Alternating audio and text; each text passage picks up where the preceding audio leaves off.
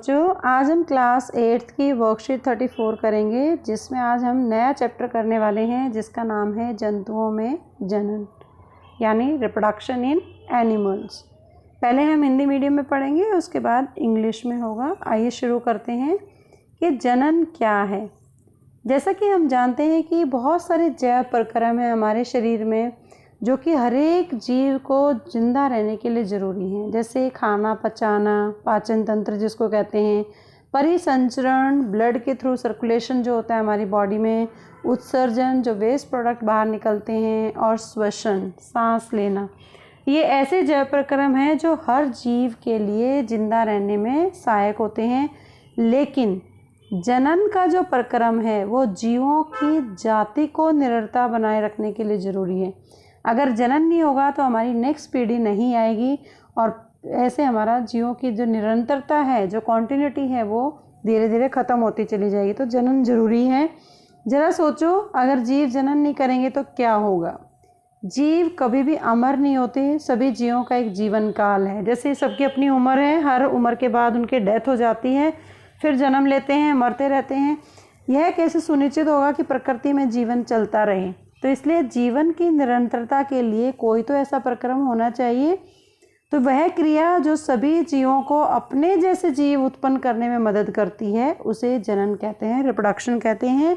यह क्रिया न केवल मनुष्य में बल्कि सभी जंतुओं में, पेड़ पौधों में, एकल कोशिकाओं जीवों में सभी के लिए आवश्यक है। और यह प्रक्रम हर जीव की जाति को निरंतरता को सुनिश्चित करता है और जीवन को विलुप्त होने से बचाता है। जैसे बहुत सारी प्रजातियां धीरे धीरे विलुप्त होती जा रही हैं किसी न किसी कारण से। अगर वो जनन नहीं होगा तो प्रजातियां, जैसे डायनासोर आपको अभी दिखाई नहीं देते, तो उनकी प्रजातियां विलुप्त हो चुकी हैं, मतलब एक्सटिंक्ट हो चुकी हैं, यहाँ से समाज में है ही नहीं। तो उनको बचाने के लिए जनन जरूरी है। जैसे एक आम का पेड़ आम के पेड़ से ही बनता है। हर बार बिल्ली के बच्चे को बिल्ली ही जन्म देती है। इसी तरह के विभिन्न जंतुओं के बच्चों को देखा होगा आपने, घोड़ा, बियर, हाथी, गाय, भैंस, बकरी, मनुष्य। तो बहुत सारे जंतुओं के जो बच्चे होते हैं उनके आप एक टेबल बना के नाम लिख सकते हैं। जैसे मनुष्य के बच्चे को बोलते हैं शिशु, बिल्ली के बच्चे को बोलते हैं किटन, कुत्ते के बच्चे को पिल्ला जैसे बोलते हैं, तितली है, मुर्गी का चूजा है, गाय का बछड़ा है, मेंढक का अलग है। तो इन सब के बच्चों या संतति बोलते हैं उसको, बच्चों को साइंस की भाषा में संतति कहा जाता है। तो इस टेबल में आप उनका नाम लिखेंगे। अब आता है जनन भी दो तरीके के होते हैं, दो विधियां होती हैं। एक होता है लैंगिक जनन, एक होता है अलैंगिक जनन। जैसे पादपों की तरह जंतुओं में भी दो विधियां होती हैं, लैंगिक, अलैंगिक। ऐसे ही जैसे जिस लैंगिक का मतलब क्या है, ऐसा जनन की विधि जिसमें नर युग्मक और मादा मतलब मेल और फीमेल का होना जरूरी है इसमें। इस क्रिया में दो जीव मिलकर ही एक नई संतान उत्पन्न करते हैं। जैसे आपके घर में आपके मम्मी पापा हैं, उनसे आप बच्चे पैदा हुए, इसी तरह नेक्स्ट जनरेशन चलती है। ऐसे ही गाय भैंस है, इनके नर और मादा युग्मक का होना जरूरी है। जब ये मिल जाते हैं तो जनन को लैंगिक जनन कहते हैं।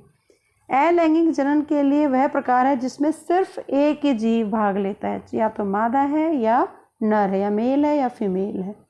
तो ये दो तरह के जनन थे। अब आपको एक क्वेश्चंस इस वर्कशीट के आधार पर अपनी नोटबुक में करने हैं, बहुत ही आसान है, जो हमने भी डिस्कस किए। Now the time for the English medium students and today's worksheet is worksheet 34 for the 8th class, and we are going to discuss about the topic reproduction in animals. As you know, the different life processes are going on in our surrounding or in our body also. For example, digestion, circulation, excretion and respiration. Now what is digestion? The digestion of the food, circulation, blood circulation, excretion, creation of waste product or removal of the waste product from the body, respiration, the breathing in and breathing out that help in digestion of the food that are essential for survival of every individual. But reproduction is the essential for continuity of life on the earth. If reproduction is not there, just think what will happen if organisms had not reproduced. Then the all the species will extinct after some time, just like dinosaurs. So living beings are not immortal, means they are not everlasting. They will die, they will give birth. So this process going on. Eventually they die. So what will make sure that the organism will still exist in the nature? So for the existence of species, there has to some process, and that process help in giving rise to similar individuals from the existing or parents is called reproduction. This process is not only important in the human beings but also in all the animals, plants and the lower unicellular organisms, or I can say in all the living beings. It makes sure the continuation, very important, continuation of the species in our surrounding without any extinction is possible only through reproduction. For example, a mango tree gives rise to mango tree. A cat gives birth to the kitten and producing the same species every time. Have you seen the young ones of the different animals? So if you have seen the young ones of the different animal like dog, butterfly, hen, cow, buffalo, so write their young ones name. Just like human give birth to the baby, cat give birth to the kitten, dog give the pets or the puppies, butterfly, hen, chicks, so many animals are there and you have to write all the young ones. Now there are two types of the reproduction, sexual and asexual. Just like in the plants, there are two modes of reproduction in the animals. One is sexual reproduction, other is asexual reproduction.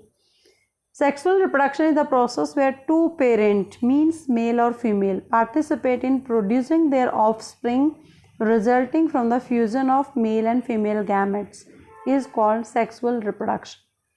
But in asexual reproduction, it is a process where only single parent is divided by itself and reproduce its offsprings. For example, amoeba, paramecium. So many animals or the microorganisms are there where single reproduction is taking place, single parent is involved in the reproduction, that is called asexual reproduction. So on the basis of the worksheet, you have to do all these questions in your notebook. I hope you understand the concept of reproduction, type of reproduction. Keep watching Super Vigyan. Thank you so much.